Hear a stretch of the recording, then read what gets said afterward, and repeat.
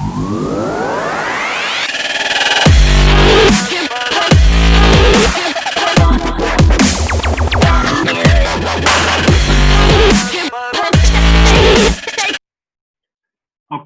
Hello everyone. I hope सभी बच्चे बहुत अच्छे से खैरियत से होंगे और आप लोगों को थोड़ी सी एक छोटी सी इंफॉर्मेशन दे देता हूँ कि for the coming 2 to 3 days और मे बी राइट थोड़ा बहुत और ऊपर नीचे हो सकता है या हो सकता है कि with in a 2 day or 2 I will be back for the coming few days. हो सकता है आपके जो लेक्चर्स होंगे वो रिकॉर्डेड लेक्चर्स होंगे। मैं आपको रिकॉर्ड करके, बिकॉज आई डोंट वांट कि आप लोगों का कुछ भी पीछे अटके या किसी चीज पे आप लेट्स से फिजिक्स आपका स्टक हो जाए, तो अपना फ्लो चलता रहे। तो that is why I will keep on uploading these lectures YouTube पे और आपको मैं लिंक पहुंचाता रहूंगा। प्लीज कोप अप करना। अगर कोई भी डाउट्स हो, डोंट वरी, डाउट्स को अपने रखो, राइट, ट्राई करो कि मुझे सेंड कर दो। If it will be possible I will for sure revert. और अगर कोई डाउट्स है भी जो आपको लगता है कि सर ये मेरा काफी सीरियस डाउट है, तो मेक श्योर कीजिए कि प्लीज अपने जो भी डाउट्स हैं उसकी एक लिस्ट बना लीजिए और वो जब भी अपन इंटरेक्ट करेंगे लाइव सेशन में तो वो डाउट्स अपन क्लियर करेंगे, right.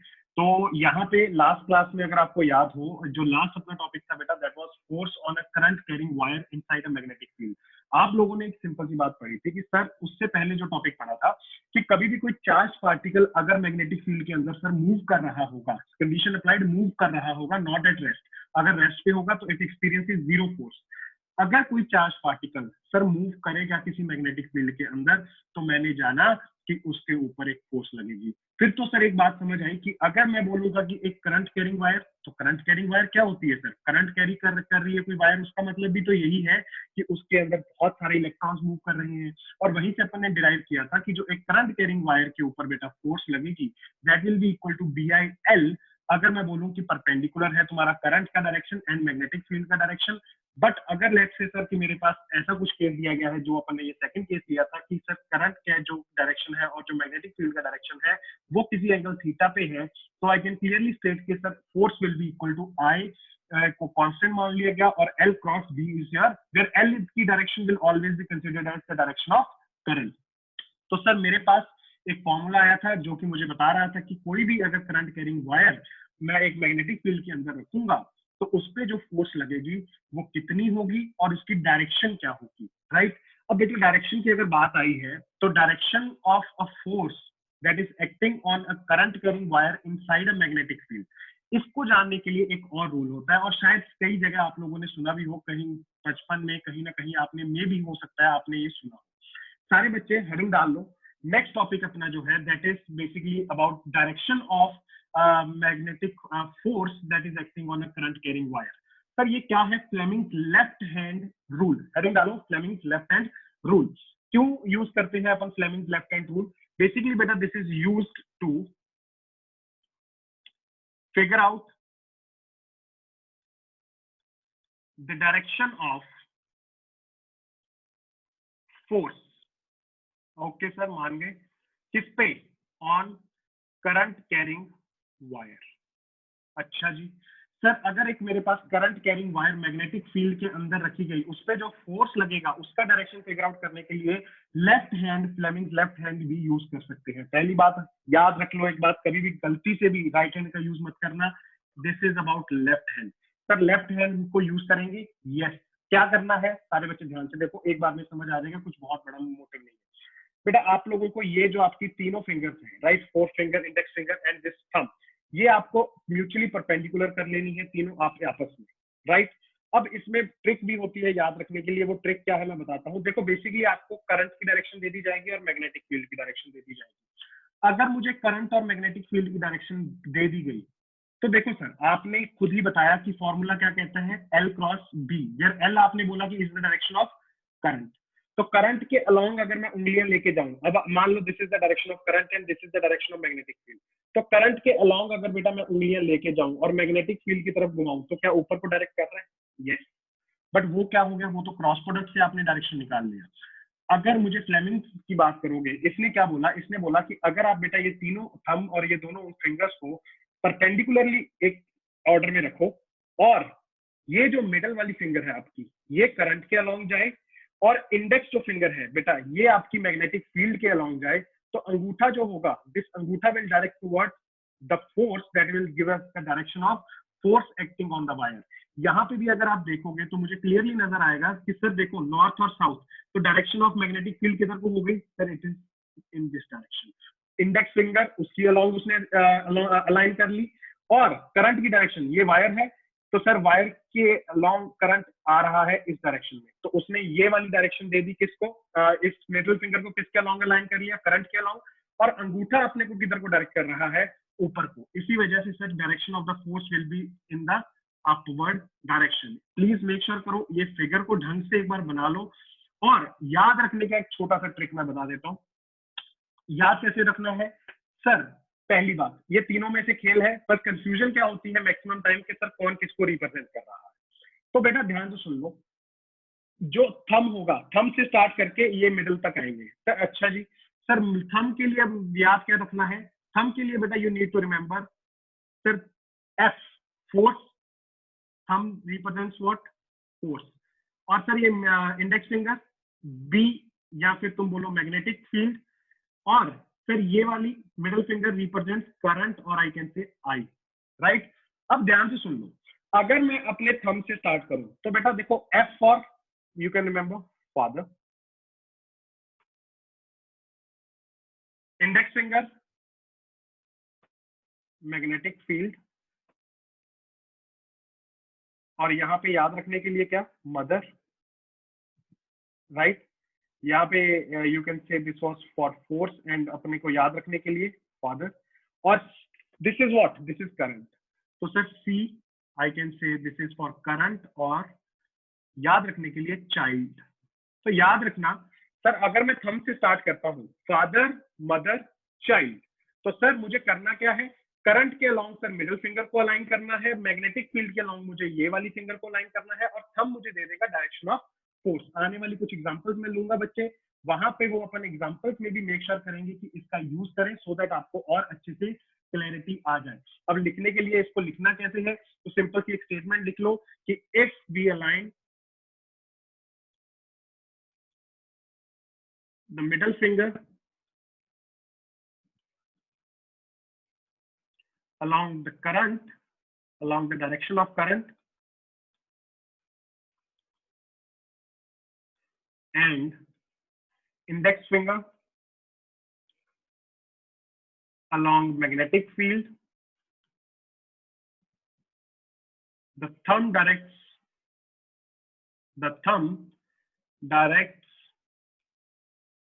towards the direction of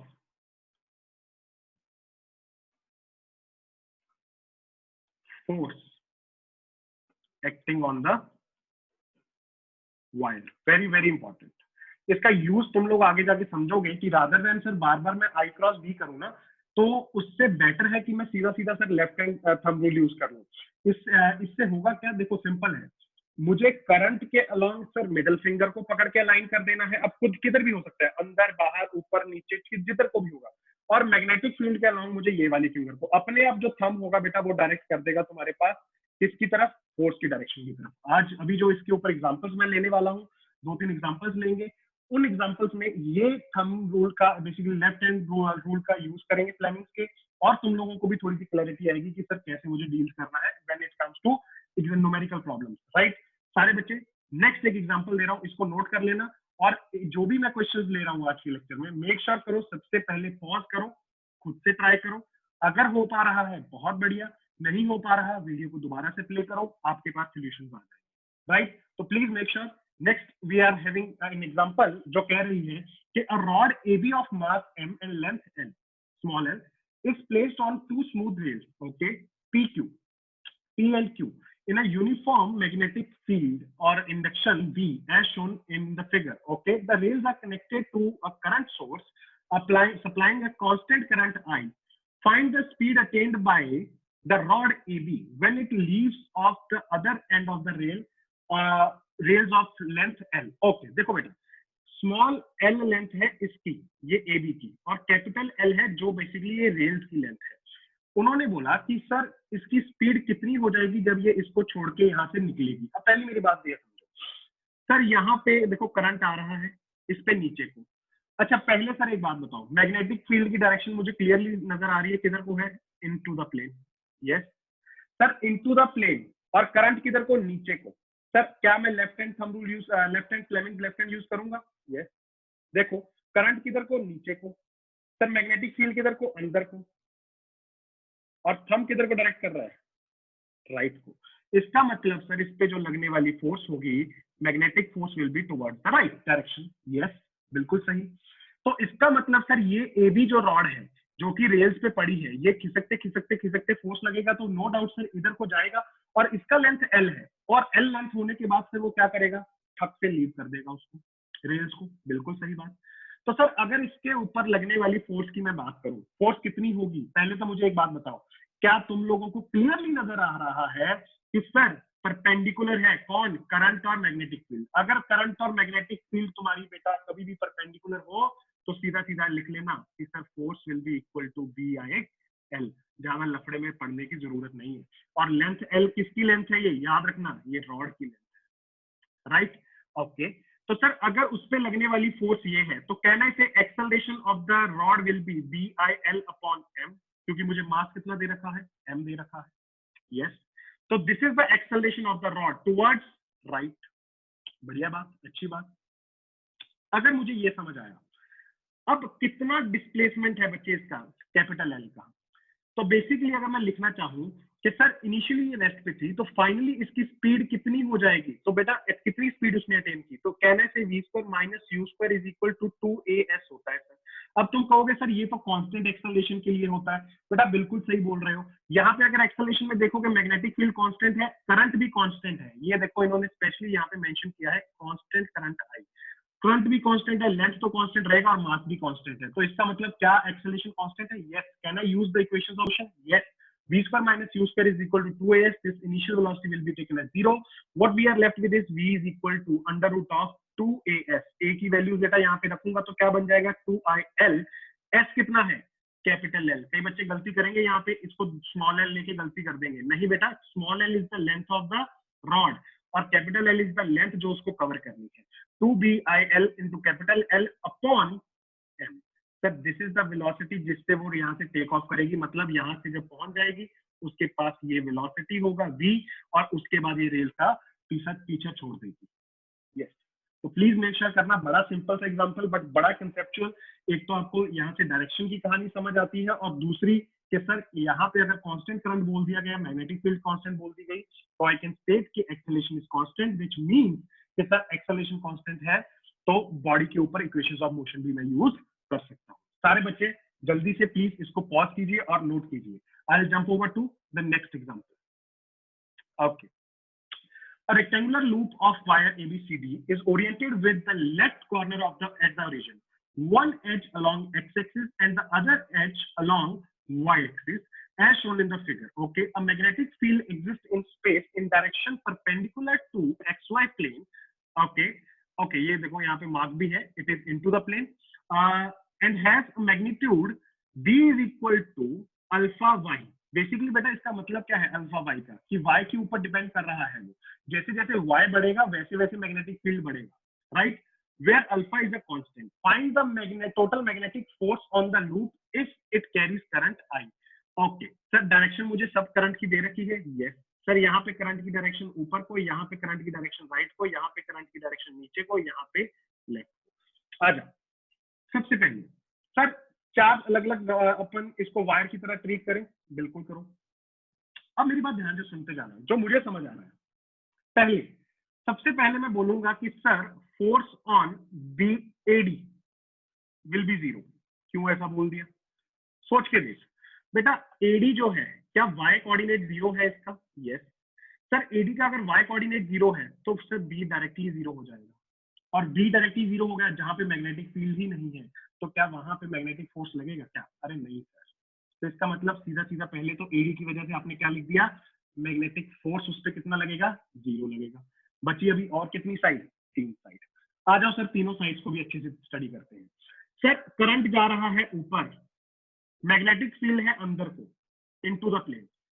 sir current जा रहा है ऊपर और मैग्नेटिक फील्ड है इनटू द प्लेन। चेक कर, this is into the plane, current ऊपर को, फोर्स की डायरेक्शन लेफ्ट को। तो सर कहना स्टेट कि सर फोर्स की direction on B A B wire will be in the left direction, हाँ या ना? यस। ओके, अगर बात करोगे सीडी की, सर सीडी के लिए करंट की डायरेक्शन नीचे को, मैग्नेटिक फील्ड अंदर को, फोर्स की डायरेक्शन किधर को डायरेक्ट कर रहा है? राइट को। ओके, ये भी समझा। कितना? सर ये अपने को दे रखा है F A B, let's say this is F C D, right, that is force on CD wire. अब मेरी बात ध्यान से सुनना, क्या तुम लोगों को इस बात की फील आ रही है कि सर यहाँ पे ना अपनी जो मैग्नेटिक फील्ड होगी वो नॉन यूनिफॉर्म होगी, क्योंकि ऊपर को जाते जाएगा तो चेंज होती जाएगी? यस। बट अगर तुम ध्यान से देखोगे ए बी वायर और सी डी वायर दोनों के लिए बेटा वो इक्वली सेम अमाउंट से वो चेंज होते जाएंगे। यस। तो ये कहना बिल्कुल सही स्टेटमेंट होगा कि sir force on C D wire and force on A B wire क्या हो जाएगा? इक्वल। तो अगर ये दोनों फोर्सेस इक्वल हो गई तो कहने से कि सर नेट फोर्स इन दोनों की वजह से इस लूप पे 0 हो जाएगी। यस। अभी भी एक वायर बची है, कौन सी? Sir BC. सर बीसी के लिए अगर तुम ध्यान से देखोगे तो सर मैग्नेटिक फील्ड अंदर को, करंट किधर को है? राइट को। फोर्स किधर को लग रहा है? करंट राइट को, मैग्नेटिक फील्ड अंदर को, डायरेक्शन अपर, ऊपर को। तो मतलब इस पे लगने वाली फोर्स की डायरेक्शन ऊपर होगी सर। यस। अब ध्यान से देख, सर एडी पे तो 0 फोर्स था, एबी और सीडी पे जितना था वो आपस में कट के 0 हो गया, बचा कौन? सिर्फ फोर्स ऑन बीसी। सर अब बीसी पे मैग्नेटिक फील्ड कितना है? सर इधर देखो, कहने से force on BC wire will be equal to magnetic field into length कितनी है सर? इसकी लेंथ ए दे रखी है, इनटू करंट आई दे रखा है। सर मैग्नेटिक फील्ड कितनी होगी? सर मैग्नेटिक फील्ड है ए वाई। अब यहाँ पे अगर ये भी मुझे दे रखा है ए, सीडी की लेंथ ए दे रखी है, तो कहने से कि वाई कोऑर्डिनेट कितना हो जाएगा? ए हो जाएगा। तो B at this particular point can be written as sir alpha into A. तो मतलब जब सर y की वैल्यू a हो गई तो b वहां पे a कितनी हो जाएगी? Alpha into A. तो सर यहाँ पे अगर मैं इसको रखूंगा, what I get is alpha A square into I. बेटा ये आ गई तुम्हारे पास फोर्स। क्या ये दोनों आपस में कट गई थी? यस। तो कैन आई से और राइट डाउन कि net force on the loop total चारों पे मिला के is alpha A square I J cap. J cap क्यों लिखा? क्योंकि ध्यान से देखोगे ऊपर को it is directly towards Y, positive Y, तो to represent the direction you can write this down as sir J cap. सारे बच्चे अच्छे से सारी चीजों को समझो। पहले तो एडी पे 0 क्यों था ये समझ आना चाहिए, फिर एबी और सीडी पे जो फोर्सेस थी वो आपस में काट के 0 कैसे हो गई, और फिर बीसी पे जो फोर्स लग रही थी वो उसकी डायरेक्शन कैसे आई और उसका मैग्नीट्यूड कैसे निकाला, ये आपको आना चाहिए। यहाँ पे आई गेस थोड़ा सा एक गड़बड़ ये है क्वेश्चन में, जो वो ये कह रहा है कि रेक्टेंगुलर लूप है, बट इन्होंने साइड्स और लेंथ और विड्थ इन्होंने एक्चुअल में ए दे रखी है, तो यू कैन से कि it is a square loop, right. तो प्लीज मेक श्योर करना अच्छे से यू अंडरस्टैंड दिस क्वेश्चन, और कोई भी डाउट हो डोंट वरी, लिख के रखना, अपन उसके ऊपर डिस्कशन कर लेंगे। I'll jump over to the next question. Okay. Figure shows wire AB of mass। सारे बच्चे पहले ट्राई कर लो इस क्वेश्चन को। ये ऐसा क्वेश्चन मैंने लास्ट क्लास में भी दिया था, आप लोगों ने कुछ आंसर्स भी रैंडम दिए थे, बट पहले इस क्वेश्चन को पढ़ो और इसको ट्राई करो। Shows a wire AB, okay, of mass m placed on a rough inclined plane of inclination alpha and static friction coefficient mu. The wire carries a current I. Find the minimum magnitude of magnetic induction required to slide the wire up the inclined plane if direction of magnetic induction is normal to the plane. Okay, पहले तो बेटा इस figure को इस angle से देख लो और फिर मैं दूसरे एंगल से दिखाऊंगा जहां से तुम लोगों को शायद और भी अच्छे से क्लैरिटी है। सर कैसे? इधर देखो सारे बच्चे, अगर बेटा अपन जो नॉर्मली अपन अपने हिसाब से बनाते हैं उसको तुम अच्छे से एनालाइज करोगे, you will understand it better. कि देखो सर ये साइड से मैं देखने की कोशिश कर रहा हूँ, ओके, इसके ऊपर वायर पड़ी होगी सर, किधर पड़ी है? ये रही, राइट। इसमें करंट किधर को? अंदर को जा रहा है, तो इसको मैं ऐसे रिप्रेजेंट कर दूं, चलेगा? बिल्कुल दौड़ेगा। अगर करंट की डायरेक्शन अंदर को है, मैग्नेटिक फील्ड उन्होंने क्या बोला है, ये स्टेटमेंट को पढ़ो। इट इज, यहाँ से शायद तुम लोग कंफ्यूज हो सकते हो, बट उन्होंने स्पेशली मेंशन किया है कि it is normal to the plane. Normal to the plane क्या समझते हो सर? बेसिकली उसकी डायरेक्शन क्या है magnetic field? This is the direction, ऐसे, right, this is magnetic field P। अब ये करंट की डायरेक्शन तुम लोगों ने ऑलरेडी बना रखी है, किधर को, इनटू द प्लेन, और ये है normal to the plane. Sir पहला काम सर करंट अंदर को, मैग्नेटिक फील्ड ऐसे, तो अब मुझे किस डायरेक्शन में फोर्स लगेगा जो कि मैग्नेटिक फोर्स होगा। सारे बच्चे देखो, चलना मेरे साथ साथ कि क्या करने वाला हूं मैं यहाँ पे। इधर देखो, सारे बच्चों को समझ आ रहा है, दिस इज द डायरेक्शन। ये करंट किधर को जा रहा है, करंट जा रहा है अंदर को, मैग्नेटिक फील्ड किधर को है, नॉर्मल टू द प्लेन, और ये डायरेक्शन ऑफ फोर्स किधर को आ रही है सर, ऊपर को। ऊपर को कौन सी डायरेक्शन है, सारे बच्चे खुद से भी करके देखना और फिर देखना कि मैं जो कह रहा हूँ और ये जो यहाँ पे दिख रहा है तुम लोगों को, क्या सही कहानी है या कुछ अलग कहानी है। तो बेसिकली यहाँ से मुझे समझ आता है कि फोर्स का डायरेक्शन जो होगा वो किधर को आएगा sir, it is upwards, right. और ये जो फोर्स होगा, क्योंकि तुझे क्लियरली यहाँ से नजर आ रहा है कि सर करंट और मैग्नेटिक फील्ड इज परपेंडिकुलर, तो ये कितना हो जाएगा, BIL के बराबर। अच्छा, तो अब इन्होंने बोला क्या है, find the minimum magnitude of magnetic induction required to slide the wire up. तू चाहता है कि ये वायर ऊपर जाए।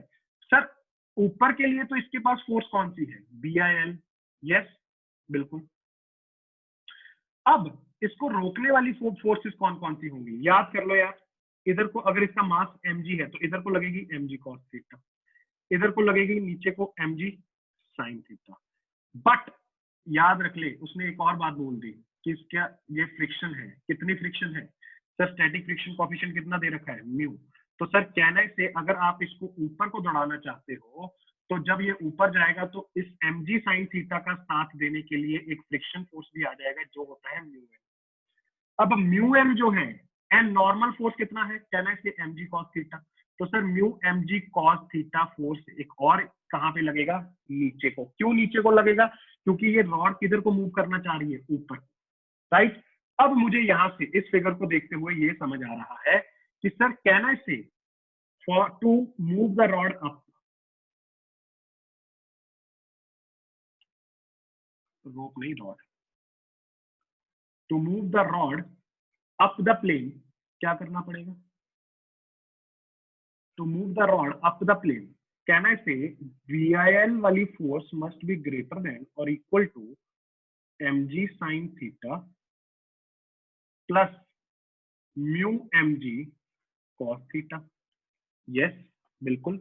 और I can say magnetic field must be greater than equal to mg sin theta plus mu cos theta, common ले लिया mg मैंने, अपॉन IL।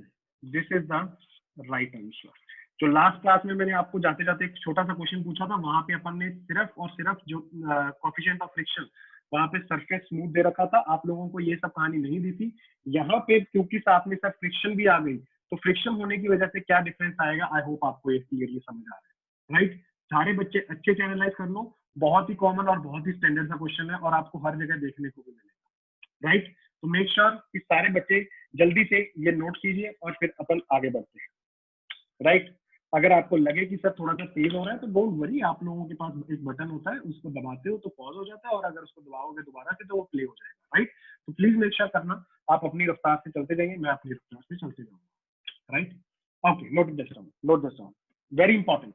अगर मान लो यहाँ पे स्मूथ सरफेस होता है तो याद रख लो बस ये म्यू वाली कहानी उड़ जाती, राइट, म्यू वाली कहानी उड़ जाती। और डायरेक्शन अलग अलग हो सकती है, आपको डायरेक्शन हो सकता है कई बार ऐसा भी दे दिया जाए कि सर जो आपकी डायरेक्शन होगी मैग्नेटिक फील्ड की, वो किधर को होनी चाहिए कि इसको अपन रोक पाए, या फिर वो किधर को नहीं होनी चाहिए कि ये अपन इसको स्टैटिक रखें या रेस्ट पे रखें, राइट। तो प्लीज मेक श्योर करना ये सारे केसेस को एक बार अपने दिमाग में एनालाइज कर लेना, बाकी की कहानी you will try understand with time. Okay, note it down.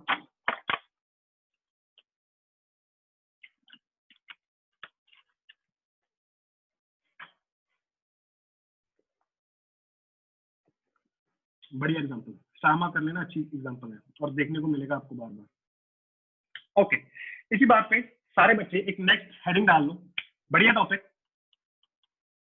आप लोगों ने क्वेश्चंस भी शायद कई बच्चों ने मुझे भेजे भी थे इसके ऊपर, वो बेसिकली क्वेश्चंस इस पर्टिकुलर टॉपिक के बाद तुम लोग करोगे तो बहुत इजीली आप लोग कर पाओगे। हेडिंग डालो, force between two parallel force between two parallel current carrying wires। Sir क्या कहती हैं ये करंट कैरिंग वायर्स, और फोर्स इनके बीच में होगा तो कितना होगा, और कितना होगा तो उसको मुझे कैसे क्वेश्चंस में डील करना है। देखिए बड़ी प्यारी सी बात करूंगा तेरे साथ, तू समझ जाएगा एक झटके में। इधर देख, मान ले ये एक वायर हो गई, ओके, सर पैरेलल बोला है और टू बोला है, तो ले दो बना ले। अच्छा जी, मान गए सर। अच्छा, मान लो कि एक वायर मेरे पास जो है वो फाइनाइट है और एक है इनफाइनाइट। अच्छा सर, कौन सी माने इनफाइनाइट? मान लो ये वाली इनफाइनाइट। सर इनफाइनाइट क्यों ली? बेटा समझ जाएगा, कोई बड़ा लोचा नहीं है, अगर तू नहीं भी लेगा इनफाइनाइट तो अब भी काम चल जाएगा, ठीक है। बट आजा मैं तुझे एक बात बताता हूँ, अगर तुम लोग यहाँ पे बोलो कि ये जो वायर है सेकंड वायर, लेट्स से पहली इनफाइनाइट वाली है तुम्हारी first wire and this is your second wire, इसकी लेंथ आपको दे रखी है कितनी? लेंथ है एल, राइट। अच्छा सर इसमें करंट कितना जा रहा है? मैंने बोला I1 करंट जा रहा है। इसमें कितना जा रहा है? मैंने बोला I2 करंट जा रहा है। किधर जा रहा है? दोनों के ऊपर। ओके सर, आओ थोड़ी सी चर्चा करते हैं और इस चर्चा को फिर आगे बढ़ाएंगे। सबसे पहले बेटा एक बात समझो, कहना से कि सर अगर इन दोनों के बीच का डिस्टेंस R है, सारे बच्चे अच्छे से इस चीज को ढंग से समझने की कोशिश करना और याद भी करना जो तुम ऑलरेडी पढ़ के भी आए हो। सर अगर इसके बीच का डिस्टेंस R है दोनों के, तो ये जो इनफाइनाइट वाली वायर है इसकी वजह से जहां पे ये वायर पड़ी है अपनी सेकंड वाली, let's say this is wire 1 and this is wire 2, right. तो जहां पे ये सेकंड वायर पड़ी है, because it is at a distance R, तो सर पहली वायर की वजह से कहने से मैग्नेटिक फील्ड जो वहां पे होगा, magnetic field due to first wire at the point where second wire is lying can be written as, याद करो बच्चे, तुम लोगों ने पहले भी पढ़ा है, इनफाइनाइट अगर मेरे पास वायर होती है तो उसकी वजह से मैग्नेटिक फील्ड कितनी होती है? Mu naught I by 2 pi R। I hope आप लोगों को ये कहानी याद हो, right. Mu naught I by 2 pi R। अगर यहाँ पे मैग्नेटिक फील्ड सर, मैग्नेटिक जो इंडक्शन है वो है mu naught I by 2 pi R, तो अगर मुझे कोई पूछेगा कि ये सेकंड वायर पे करंट जा रहा है I2, तो इस पे फोर्स कितनी होगी? अच्छा डायरेक्शन की भी बात कर लो, सर ये B1 की डायरेक्शन किधर को होगी? अरे सर ये देखो अंदर को, इनटू द प्लेन, तो सर इसका मतलब यहाँ पे ये B1 की direction is into the plane, current ऊपर को, मैग्नेटिक फील्ड इधर को। अब ध्यान से देख, अगर मैं अपना फ्लेमिंग रूल लगाऊं तो अंदर को गई मैग्नेटिक फील्ड, करंट गया ऊपर को, तो फोर्स किधर को लग रही है? तो फोर्स लग रही है इस डायरेक्शन में। अच्छा जी, सर ये जो फोर्स है, can I say this is force on 2 applied by 1? Yes, force on 2 applied by 1 can be written as, इधर देखना डायरेक्शन तूने ऑलरेडी देख ली sir, it can be written as, क्योंकि करंट और मैग्नेटिक फील्ड दोनों परपेंडिकुलर हैं, सीधा लिखूंगा BIL, बट याद रखना B1 I2 इंटू L। क्या मेरी बात समझ आ रही है या उड़ रहे तो थे भाई साहब? B1 क्यों लिया? क्योंकि मैग्नेटिक फील्ड पहली वाली वायर की वजह से देखी है तूने। और I2 क्यों लिया? क्योंकि फोर्स सर इस बेसिकली इस वायर पे ले गया, और लेंथ भी किसकी ली मैंने? सेकंड वाली वायर की। अगर तू यहाँ पे बेटा वैल्यूज को पुट करेगा, you can directly say sir force on 2 by 1 wire can be written as mu naught I1, यहाँ पे I1 लिखना, into I2 into L upon 2 pi R। Very good. This is the force that is applied on second wire due to 1. But अगर मान लो कि sir मुझे दे दिया जाए कि सर सेकंड वायर फर्स्ट पे कितना लगा रहे हैं, तो बच्चे याद रखो according to Newton third law, क्या कहते हैं Newton third law?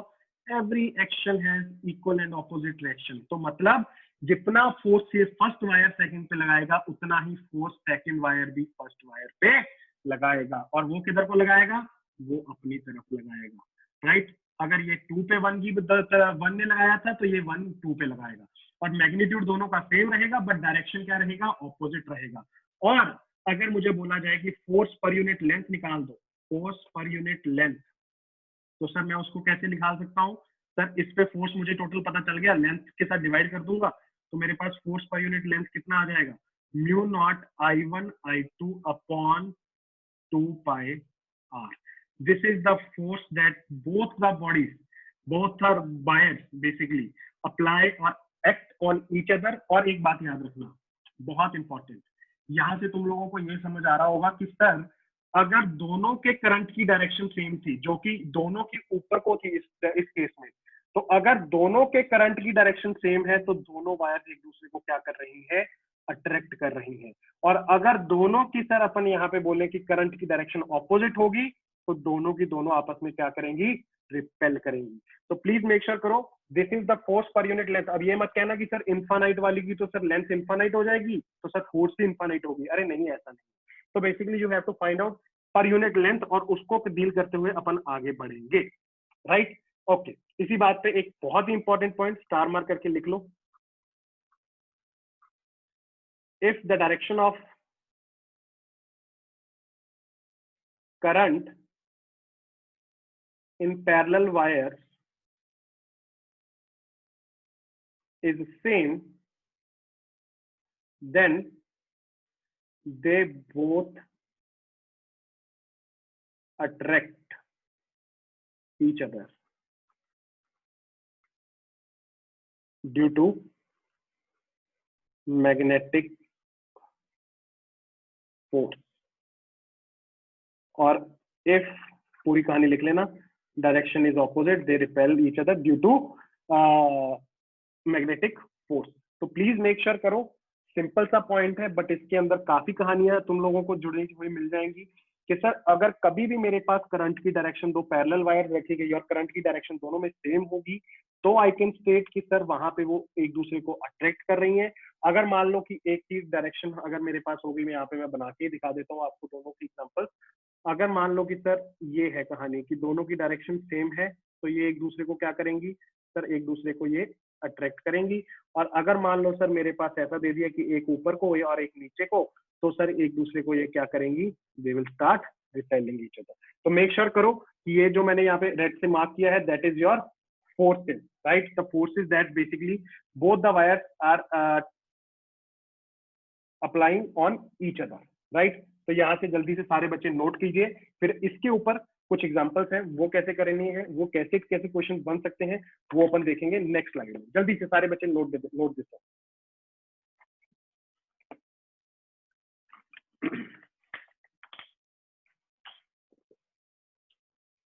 Force between two parallel current carrying wires.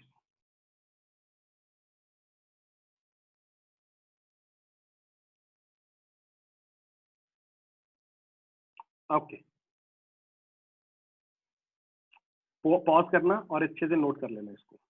Next बेटा एक छोटा सा टॉपिक है बिफोर उसकी एग्जांपल्स लेने से, कि अगर मान लो सर मेरे पास कोई भी एक वायर है जिसकी रैंडम शेप है, ठीक है, random shaped wire inside magnetic field. अच्छा, ये जो मैं अभी बता रहा हूं याद रखना, ये अपने को आगे आने वाले जो इसमें एक मैं पॉइंट लिखवाऊंगा लास्ट में, वो आने वाला जो लेक्चर है अपना पूरा का पूरा लेक्चर वो उसी के ऊपर जाएगा। तो प्लीज मेक श्योर करना ये जो आज की कहानी है इसको ढंग से सुनना ताकि अगले लेक्चर में कुछ याद रहे और फिर तुम लोग आगे इसको बढ़ा पाओ। मान लो यहाँ पे मेरे पास एक मैग्नेटिक फील्ड है, ओके,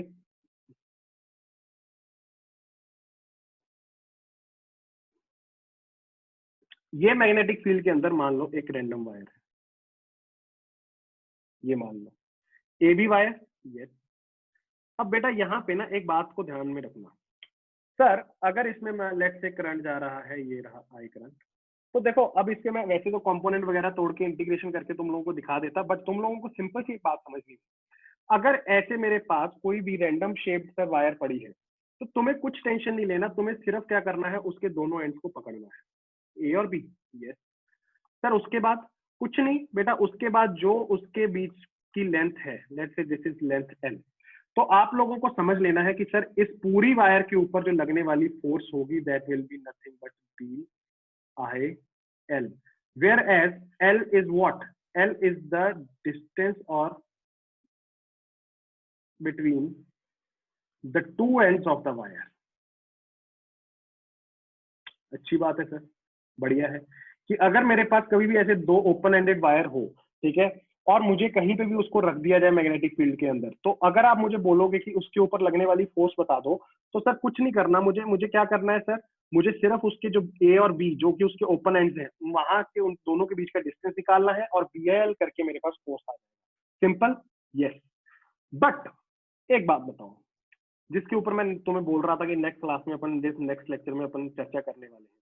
सर क्या नेक्स्ट लेक्चर में क्या चर्चा होगी यार? अगर मान लो कि ये एक लूप होता, लूप लूप अगर मैं ऐसी एक वायर का लूप रख दूं, तो मुझे बता, इसका तो कोई एंड है ही नहीं ओपन, तो सर इसके तो दोनों एंड ऐसे लग रहा है कि जैसे ए और बी को आपने पकड़ के मिला दिया। यस। तो अगर बेटा एक क्लोज लूप हुआ, तो एल लेंथ तेरी जो मैं बोल रहा हूँ कि जो length between the two and, वो जीरो हो जाएगी। यस। अगर वो जीरो हो गई, तो क्या तुझे एक बात की फील आ रही है कि फोर्स उसके ऊपर लगने वाली कितनी हो जाएगी? Zero. Net force that will be acting on that particular loop will be zero. तो सारे बच्चे एक छोटा सा पॉइंट लिख लो जिसका बहुत इंपॉर्टेंस है और बहुत यूज होने वाला है आने वाले टॉपिक में, कि if a closed loop is placed inside a uniform magnetic field, then it experiences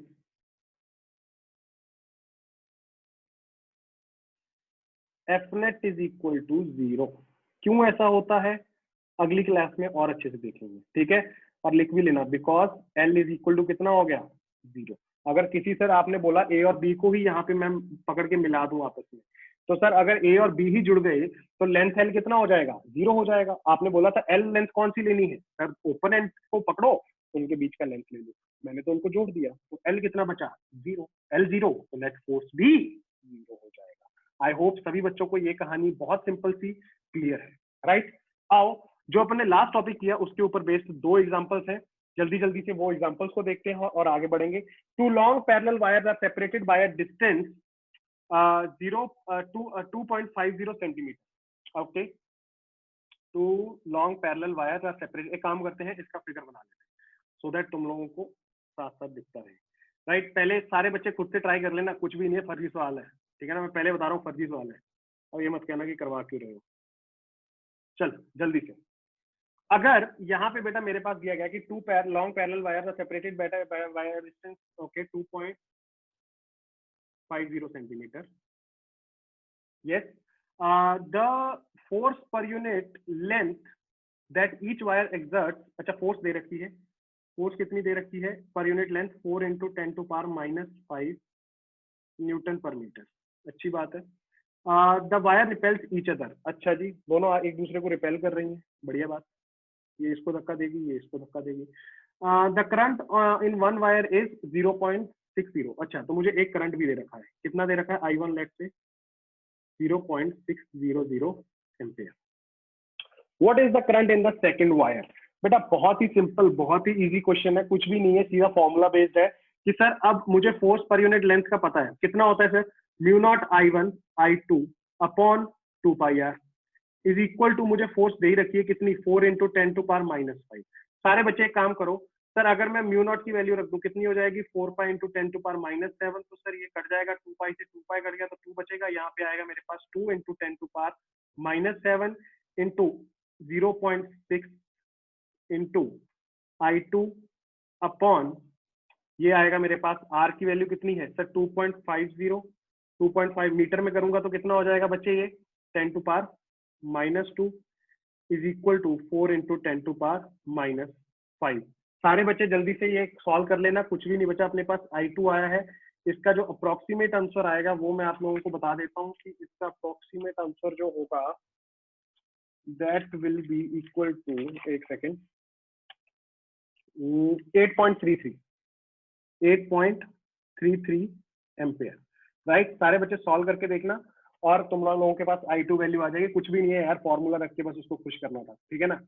and second part is also given, are the two currents in the same direction और द ऑपोजिट डायरेक्शन। अरे sir क्या बात कर रहे हो sir? अगर मान लो repel कर रही हैं, तो आई कैन डायरेक्टली से therefore they must have current in same और ऑपोजिट, ऑपोजिट। सेम होता तो अट्रैक्ट करती सर, रिपेल कर रही है, रिपेल करने का मतलब इसका मान लो ऊपर है तो इसका करंट नीचे को होगा, अगर इसका ऊपर को है तो इसका नीचे को होगा, राइट। तो ये कॉम्बिनेशन होगा, कुछ भी होगा, वो तुझे फर्क नहीं पड़ रहा, बट याद रखना अगर स्टेटमेंट दे रखी है रिपेल ईच अदर, तो समझ जाना कि दोनों की करंट की डायरेक्शन क्या होने वाली है, ऑपोजिट होने वाली है, राइट। बहुत ही सिंपल सा, बहुत ही सीधा फॉर्मूला बेस्ड सा क्वेश्चन था। आई होप आपको क्लियर होगा। नेक्स्ट क्वेश्चन सारे बच्चे ट्राई करो, थोड़ा सा दिमाग लगाने वाला क्वेश्चन बट बहुत सिंपल, राइट। मैं इसको करना स्टार्ट कर रहा हूं, आप लोग अपना पॉज करके एक बार प्लीज ट्राई करना। Consider three long straight parallel wires as shown in figure. Find the force experienced by a 25 centimeter length of C wire. C वाली कौन सी है, बीच वाली, राइट। अच्छा सर, इसका करंट का डायरेक्शन नीचे को, इसका ऊपर को, और इसका भी ऊपर को। पहले तो मुझे एक बात समझ आ गई, क्या सर? सर ये जो डी वाली फोर्स लगाएगी ना, ये इसको धक्का देगी, ये मैं बोल रहा हूँ फोर्स बाय डी। अच्छा, और ये जी वाली ये भी धक्का देगी। अच्छा जी, तो उसका डायरेक्शन इधर को होगा, ये समझा, समझना चाहिए। अच्छा, अगर सर मुझे बोला गया है कि पहले मैं निकाल लेता हूँ फोर्स जो डी लगाएगा, सर फोर्स जो डी लगाएगा इसके ऊपर, that will be equal to mu naught into current, इसमें से कितना था 30 और इसमें से कितना था 10, I1 I2 upon 2 pi, are कितना है 3 इंटू 10 टू पावर कितना लिख दूंगा -2, राइट। इनटू लेंथ भी तो लिख ले, ये तो पर यूनिट लेंथ वाला फॉर्मूला हो गया, mu naught I1 I2 upon 2 pi R. तो लेंथ कितनी है इसकी, सर इसकी लेंथ है 25, तो 25 है तो बेटा क्या सीधा सीधा 0.25 लिख दूं क्या? अरे लिखना पड़ेगा, चेक कर, राइट।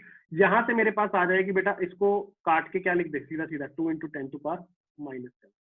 तो यहाँ से सर मेरे पास आंसर कुछ ना कुछ आ जाएगा, चेक करोगे तो समझ आएगा कि सर होना क्या वाला है यहाँ पे। ये हो जाएगा तुम्हारा 25 और ये ऊपर चला जाएगा, एक सेकंड मैं कर ही देता हूँ इसको सॉल्व। ये हो जाएगा तुम्हारे पास, काट दे, ये बचा 10 तो ये काट दे इसके साथ, और ये हो जाएगा 25, तो तुम्हारे पास आएगा 25 इंटू 2 50, 50 इंटू 10 की पावर हो जाएगी ऊपर आके 2, तो ये हो जाएगा 10 टू पावर -5, सही बोल रहा हूँ ना, चेक कर लेना है कैलकुलेशन एक बार, right. Newton 50 into 10 to power -5 newton will be the force, जो कौन लगा रहा है बेटा, जो लगा रहा है डी ऑन सी। अगर तुम लोगों को ये बात समझ आती है तो फिर एक बात और समझ लो कि सर अगर मुझे निकालना हो जी के द्वारा लगाया गया force, it will be mu naught I1। अब इसका करंट कितना था, वो तो 10 ही था, और उसका कितना था 20 इंटू लेंथ, क्योंकि ये पर यूनिट लेंथ वाला फॉर्मूला नहीं लगाना, अपॉन 2 पाई, आर कितना है 5 इंटू 10 टू पावर -2 क्यों ले रहा हूँ, समझ जाना, मीटर में ले रहा हूँ ऐसा ही में, ठीक है।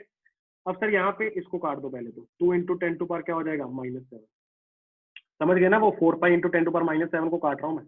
और उसके बाद यहाँ पे सर क्या हो जाएगा मेरे पास, क्या हो जाएगा, क्या हो जाएगा, क्या हो जाएगा, ये बचा मेरे पास 2, तो 2 और यहाँ से आप बोलोगे सर ये उड़ा दो, ये उड़ जाएंगे, ठीक बात, तो ये हो जाएगा 5, अच्छी बात, 5 और ये हो जाएगा 10, ये भी अच्छी बात।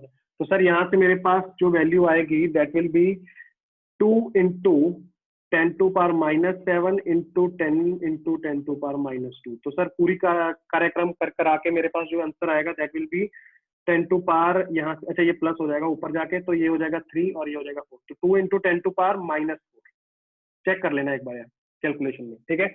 ये आया 2 इंटू 10 टू पावर -4 और ये आ जाएगा 5 इंटू 10 टू पावर -4। बोल सकता हूँ, सही वो बात है सर, बोल सकते हो।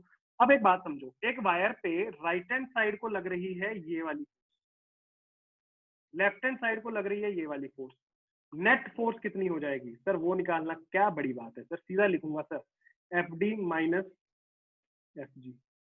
तो सर क्या आएगा मेरे पास 5 - 2 that is 3 into 10 to power -4 newton, किस डायरेक्शन में, टुवर्ड्स जी वायर, और यू कैन से सीधा सीधा राइट हैंड साइड को, क्योंकि ये वाली फोर्स ज्यादा है तो ऑब्वियस सी बात है सर ये उसको इधर को धक्का देने में कामयाब रहेगी। आई होप आप लोगों को आज जो अपन ने यूजेस थे और ये जो अपन ने टॉपिक पढ़े हैं उसके ऊपर जो एग्जांपल्स की हैं, और जो लास्ट वाला BIL वाला कि सर एक वायर के ऊपर फोर्स कितना लगता है, वो वाली कहानी जो है, राइट, वो सारी की सारी चीजें आपको समझ आ गई हो, सारी एग्जांपल्स आपको अच्छे से समझ आ गई हो, राइट। मेक श्योर करो कि अच्छे से पढ़ाई करो, राइट। कोई भी डाउट्स है डोंट वरी, मुझे मैसेज कर सकते हो आप लोग, but still if I won't reply तो आप लोग प्लीज होल्ड ऑन करना उसमें उसको, एंड ट्राई करेंगे कि जल्दी से will start off with our regular live lectures, right. Thank you so much, आज के लिए इतना ही। कोई भी डाउट हो घबराना नहीं है, रखो मन में या कॉपी में लिख के, जिस दिन भी मिलूंगा आप लोगों को उस दिन फॉर श्योर आप लोगों के doubts clear. That's it for the day, thank you so very much. सारे बच्चे मेक श्योर करो नोट्स में अच्छे से ये सारे क्वेश्चंस को रखो, अपने नोट्स ऑन डॉट रखो, और जो आने वाला टेस्ट है उसमें रिवाइज करते रहो उसके लिए, ठीक है चीजों को। Thank you so much.